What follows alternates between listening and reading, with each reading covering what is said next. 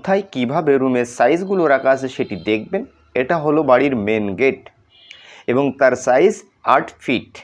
এবং এই বাড়িটি আপনি যদি করতে চান সেক্ষেত্রে আপনার জায়গার প্রয়োজন পড়বে 1 শতক 80 পয়েন্ট এবং দৈর্ঘ্যের দিকে জায়গার প্রয়োজন পড়বে 28 ফিট 1 ইঞ্চি, প্রস্থের দিকে জায়গার প্রয়োজন পড়বে 26 ফিট 3 ইঞ্চি।